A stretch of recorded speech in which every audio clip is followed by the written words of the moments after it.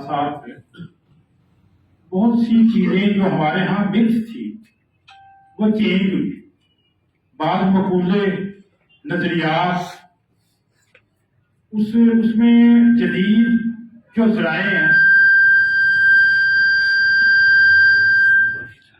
उन्होंने भी अहम किरदार अदा किया। मिसाल के तौर पे जंगली जानवरों के बारे में जो हमारी ऑब्जर्वेशन थी वो एनिमल प्लांट और दूसरे नेशनल ज्योग्राफिक चैनल देखकर वो हमें और तरह के हकायक सामने आए। इसी तरह एक तारीख के स्टूडेंट के तौर पे मैं बहुत चीजें देखता हूँ, मयारात चेंज हुए कि कदीम तारीख आप पढ़ें तो हमें दिखाई देता है कि जो उजड़ कौमें होती थी, जाहिल अक़वाम होती थी, जब वो इकट्ठी होकर किसी मतमद्दल कौम पर हमलावर होती तो उस पर काबज हो जाती। वो चंगेज खान की सूरत में हो या अरब बंधुओं की शक्ल में हो, उनके मुकाबले में इलाहियात से लेके तमदनी जो सूरत हाल थी ईरानियों की और रोमियों की बेहतर थी, लेकिन ये सहरान शीर उठकर जंगजू हावी हो गए।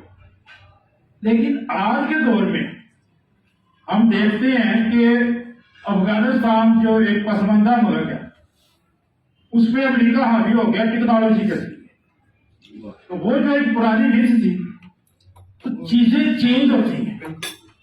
आज और चीजें। अच्छा, एक हमारे यहाँ मिथ के तौर पे एक लफ्ज बोला जाता था कि जी जो जवाल वजीर माशरे होते हैं उनमें अदब ज्यादा बढ़ता है, ज्यादा नमूद नुमाइश होती है। अब मुझे लग रहा है ये भी मिथ कहीं धुंधला आ रही है। अब बात ये है कि मैं एक सियासियात का स्टूडेंट हूं। आप जितनी तरक्की याफ्ता अक़वाम है उनका आप मुताला करें तो हमें अंदाजा होता है कि उन कौमों में तरक्की जो हुई वो उस वक्त हुई जब वहां जितने भी रियासती इदारे थे वो मजबूत हुए। तो उन अक़वाम ने तरक्की की, वो मुकन्ना हो, अदलिया हो, इंतजामिया हो या दीगर सकाफती दूसरे इदारे हो। तो ये जो दोस्तों ने सारा मंजर पेश किया है आज अदब के जवाल का, सूरत हाल का, जो तो मैं इसे जब तारीखी तनाज़ुर में देखता हूं कि ये क्या यकदम से कोई वबा की शक्ल में हमारे सामने आ गया या इसकी जड़ें पीछे हैं इस तमाम तनज़्ज़ुर की जिसका इजहार किया गया या सूरत हाल की, ये क्या एक दिन में हो गया? पहली बात तो ये जब से रियासत वजूद में आई अदारे नहीं बने, कोई इदारे कायम नहीं होने दिए। अगर हुए तो उनको उनके मयारात के मुताबिक चलने नहीं दिया, जिसके नतीजे में पूरा माशरा तोड़ फोड़ का शिकार हुआ। तो जाहिर है अदीब भी इसी का हिस्सा है। अब अगर अदब को मैं देखूं जो आज सूरत हाल है, फेस्टिवल की बात हुई, जाली मुशायरों की, दूसरी अदीबों की, मसनूई अदीबों की, तो हम पीछे मुड़ के देखें तो इसका आगाज हमें दिखाई देता है अयूब के जमाने में जब कुदरतुल्लाह शाह ने राइटर गिल्ड बनाई। अब उस वक्त तक ये खुशकिस्मती थी कि एक प्लेटफार्म वो था जहां ब्यूरोक्रेसी वो अल्ताफ गौहर है या कुदरतुल्लाह शाह है या दीगर लोगों को साथ मिला के उन्होंने एक और तरह का अदब तख्लीक करना शुरू किया या अपने मुताबिक चलाने की कोशिश की लिटरेचर को। तो एक तरफ तो वो लोग थे, दूसरी तरफ अल्लामा अली अब्बास लालपुरी, सिफ्त हसन, शौकत सिद्दीकी, एक पूरा तबका था, हमीद अख्तर, दूसरे ज़हीर कश्मीरी, जो मज़ाहमत और वो और तरह का अदब लेके साथ चल रहे थे और वो अदब के साथ सिंसियर और मुखलस थे। तो ये जो रवायत थी, फिर हम देखते हैं कि ज़िया के जमाने में एक और साथ एडिशन हुआ कि वो जो सरकारी अदीबों की एक रवायत चल रही थी उसके साथ सहाफत की जरूरत होगी। जितने सहाफी थे वो अदीब बन गए या वो ادیب جو صحافت سے وابستہ تھے انہوں نے ایک مفادات ڈیٹ شروع کر دی، وہ ادبی ایڈیشنوں کی شکل میں ہو یا کسی اور شکل میں، کالم نگاری سے کے ذریعے، اور شاعری کی نسبت اپنے آپ کو کالم نگار کہلانا زیادہ پسند کیا۔ ایک ہمارے شاعر ہیں ظفر اقبال صاحب، ان کا وہ قاسمی صاحب ایک واقعہ سناتے ہیں جی، وہ ضیاء ہے یا کسی سے ملنے گئے تو انہوں نے کہا جی یہ بہت بڑے شاعر ہیں، تو کہتا ہے اس نے جان کے حرامزدگی کی ہے، میرا بطور شاعر تعارف کروایا، کالم نگار نہیں بتایا کہ جو میں مفاد اٹھا رہا ہوں یہ نہ اٹھا لیں۔ تو یہ جہاں سطح آ گئی ادیب کی اس ضیاء کے زمانے میں، اب یہ اسی کا آگے اسی کی کنٹینیوٹی آ رہی ہے جو اب تک پہنچی۔ اب اس کے بعد ایک ضیاء کے بعد ایک ایسی ریاستی سسٹم چلا جس میں بھاگ دوڑ، لوٹ مار، چور بازاری اپنے نقطۂ عروج پہ پہنچی۔ اس میں وہ لوگ جو کم تر درجے کی صلاحیتیں رکھتے تھے، وہ شاعر تھے، ادیب تھے۔ اچھا، اس میں دو تین طبقے محسوس کرتا ہوں۔ ایک وہ لوگ ہیں جو بڑی بڑی سرکاری پوسٹوں پہ ہیں اور کم تر درجے کے ادیب ہیں، انہوں نے دوسرے ادیبوں کو ساتھ ملا کے اپنے آپ کو عالی دماغ اور بڑا ادیب منوانے کے لیے ہر پلیٹ فارم پہ تگ و دو شروع کر دی۔ دوسرا طبقہ ان کے ساتھ جو ہے وہ ہے یونیورسٹیوں کے پروفیسروں کا، ایک وہ بھی محاذ تھا، جڑت تھی ان کی آپس میں، تو ایک طبقہ وہ، تیسرا کوئی میڈیا سے متعلق، چاہے وہ پرنٹ میڈیا ہو، الیکٹرانک میڈیا ہو، تو ان کی جڑت سے جو مختلف مافیا سامنے آئے،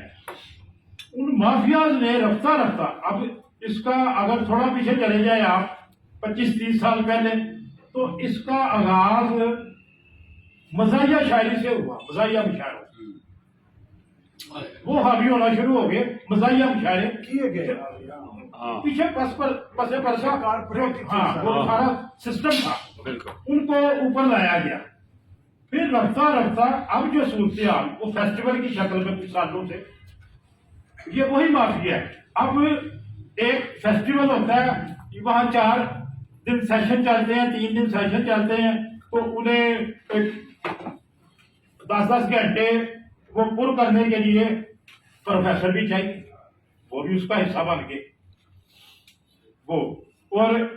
میڈیا بھی چاہیے، میڈیا سے وابستہ لوگ بھی اس کا حصہ بن گئے، بیوروکریسی چاہیے جو ان کے بل پاس کر دیں، جو عہدوں پہ بیٹھے ہوئے ہیں وہ ان کے بل پاس کروا دیں کہ الحمرہ کا کرایہ 5 لاکھ روپے معاف کر دیا جائے کیونکہ یہ فیسٹیول۔ تو اب انہی کے جو آگے کرندے تھے، پھر وہ ادارے جو ادب کی پروموشن کے لیے بنائے گئے تھے، وہ اکیڈمی ادبیات ہو، وہ مختصرہ قومی زبان ہو، اردو فروغ اردو ہو، مجلس ترقی ادب ہو، بزم اقبال ہو، ایوان اقبال ہے، اور کراچی میں 2-4 ہیں، ان لوگوں پہ بھی انہوں نے دھیرے دھیرے اپنے افراد بیوروکریسی کے ذریعے اپنے افراد قابض کیے اور تمام محاذوں پہ اپنے فوجی کھڑے کر دیے۔ اس طرح ایک مافیا کی شکل، ادب کو ایک مافیا کی شکل میں لیا ہے۔ پھر اس کے بعد ایک اور جو باہر سے امداد آئی یا باہر سے جو احکامات آئے، اور اس میں مزاحیہ شاعری سے نکل کے نثر شاعری کی طرف لوگوں کو لانے کی کوشش کی۔ آپ یہ صرف ہم تو کیونکہ ادب پہ فوکس کر رہے ہیں، ورنہ آپ اسٹیج اور فلم تو بڑے میڈیم زمانے میں رہے ہیں۔ آج سے 2500 سال پہلے دنیا کی تاریخ میں جہاں جہاں کوئی لٹریچر یا ثقافت کا تعلق تھا، وہاں ڈرامہ جو تھا بڑی اہمیت رکھتا تھا۔ تو ہمارے ہاں ڈرامے کو جس طرح گالی گلوچ، ماں بہن کی گالی اور ننگے ڈانس پہ لگا دیا، پھر اسی طرح اسی لاہور شہر کے اندر 70 سنیما تھے۔ میں چھوٹا تھا تو 70 سنیمے ہوتے تھے لاہور میں، اب 7 سنیمے ہیں، ہر ہفتے 2 یا 3 نئی فلمیں لگتی تھی، ایک بڑا میڈیم تھا وہ بھی۔ آج 2 سال کے بعد 2 فلمیں بنتی ہیں جس کا کسی کو پتہ نہیں ہوتا، وہ 7 فلموں میں چلتی ہیں۔ وہ جس طرح سے تباہ ہوا، اسی طرح اب ادب بھی اسی جانب جا رہا ہے۔ مجھے لگتا ہے جس قسم کے مشاعرے اور جس قسم کی شاعری کو پروموٹ کیا جا رہا ہے، وہ دبئی میں جو 2-3 پارٹی ہیں، ابھی پچھلے دنوں ایک میں ادارے میں بیٹھا ہوا تھا، وہاں ایک بندہ آیا جو اسی قسم کے مشاعرے کو کروا رہا ہے یہاں آدم راہ میں، بڑے بڑے 3-4 اس نے مشاعرے کروائے، تو وہ 2-3 شاعروں سے ڈیل کر رہا تھا کہ بھی کیسے کیسے بلانے ہیں، اور میں نے جب دیکھا اسے بات اس کی کرتے ہوئے سنا تو مجھے لگا یہ جاہل مطلق ہے، نہ اس کو شاعری کا پتہ نہ کسی چیز کا، وہ صرف پروموٹر ہے۔ جیسے اسٹیج ڈرامے کے پیچھے آپ دیکھتے ہیں تو ایک بندے کا لکھا تھا چودھری ارشد، ساتھ اس نے اسپتال بھی بنایا، اپنے اسپتال کا بھی لگایا ہوا ہے، اس نے ڈرامے کو کتنا جانتا ہے، کلچر کو کتنا جانتا ہے، فن کو کتنا جانتا ہے۔ وہ بندہ جب میں اس کی گفتگو سن چکا تو مجھے کہنے لگا آپ بڑے چپ سے بیٹھے ہوئے ہیں، میرا ان سے تعارف نہیں تھا، تو آپ نے کوئی بات کی، میں نے کہا میں تم سے کیا بات کروں، میں تمہاری گفتگو سے یہ جان پایا ہوں کہ تمہیں نہ شاعری کا پتا، نہ لٹریچر کا، نہ ادب کا، تم ایک پروموٹر ہو،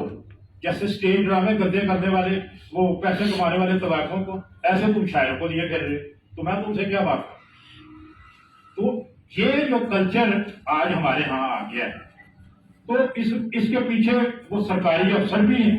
جو عہدوں میں بیٹھے ہیں، جو ان کو آگے استعمال کر رہے ہیں، کچھ شاعر ان کو شاعری دیکھ کے ان کی سیدھی پتر کر کے ان کو لے کے جانا مشاعروں کے ساتھ، تو وہ ان کے مفادات کا تحفظ کرتے ہیں، وہ ان کے مفادات کا تحفظ کرتے ہیں۔ تو ایک طبقہ جو لچر شاعری پہ لگا رہا ہے لوگوں کے، وہ آپ ان کی شاعری سنیں تو دنگ رہ جائیں گے کہ یہ کیا، یہ کون سی شاعری ہے۔ جیسے آپ اسٹیج کے ڈرامے میں دیکھتے ہیں کہ یہ کس قسم کا، یہ کون سا ڈرامہ ہے، یہ کون سا ادب ہے، کون سا لٹریچر ہے، کون سی اخلاقیات ہے، تو سمجھ نہیں آتی، نہ ان کی شاعری سمجھ آتی ہے۔ تو اس کے نتیجے میں ہم دیکھتے ہیں کہ بہت سے جو جینون ادیب ہے، یا تو وہ گوشہ نشین ہو گئی یا کچھ کام کر بھی رہے ہیں اپنے طور پہ، تو کچھ لوگ جو جینون لکھنے والے ہیں وہ جب دیکھتے ہیں کہ یہ جو مافیا کے لوگ ہیں یہ ہر مشاعرے میں یہی پردھان ہوتے ہیں، یہی لسٹ بنا رہے ہوتے ہیں، تو وہ اپنے مفادات کے لیے وہ بھی ادھر جاتے ہیں، وہ بھی ادھر رجوع کرتے ہیں، بجائے اس کے کہ وہ کوئی رد عمل شو کریں، کوئی مزاحمت کریں، وہ خود اس لائن میں لگنے کی کوشش کرتے ہیں کہ ہم بھی ان کا حصہ بن جائیں۔ تو ظاہر ہے ایک اٹریکشن ہے پیسے کی، دوسری چیزوں کی، تو ایک رویہ یہ بھی ہے۔ تو میں سمجھتا ہوں کہ کسی قوم کو ہم انقلاب فرانس پڑھتے ہیں تو بعض جگہ تو مبالغہ بھی ہے کہ بہت زیادہ کہتے ہیں جی 2 چیزوں کی بنیاد پہ، 2 بندوں کی تحریروں پہ انقلاب فرانس پڑا تھا، ایک والٹیئر اور دوسرا روسو۔ تو یہ ٹھیک ہے کہ وہاں ان کی تحریروں نے آپ روسو کی وہ بکس پڑھیں جو ان کے پادریوں سے مکالمے ہیں، یا والٹیئر کی ڈکشنری آف فلاسفی دیکھیں، جس طرح سے انہوں نے وہ ان کے ساتھ ان کو رد کیا ہے، جس طرح کے ان پہ پھر آگے مقدمے چلے اور وہ مقرور ہوا سوئٹزرلینڈ میں اور وہاں سے سزائے موت کا اسے آرڈر دیا۔ تو بڑے ادب کا کام یہی ہوتا ہے کہ جب کوئی قوم مر رہی ہو، ڈوب رہی ہو، اسے نکالے، لیکن ابھی مجھے لگتا ہے کہ جو صورتحال ہے اس میں کوئی ایسا فی الحال راستہ نظر نہیں آتا کہ ان مافیاز کو اس سطح پہ جا کے ختم کیا جائے یا ان کی اثر و رسوخ کو کم کیا جائے کہ یہ وہ جو پھیلا رہے ہیں معاشرے میں گند، اس کو بہتر کیا جا سکے۔ ابھی تک میں دیکھتا ہوں کہ ان کی جڑیں یا انہوں نے جو جس طرح آکٹوپسی کی طرح اپنے آپ کو حاوی کیا ہوا ہے معاشرے پہ، تو وہ بڑی سنگین صورت ہے۔ ماشاء اللہ، کیا بات۔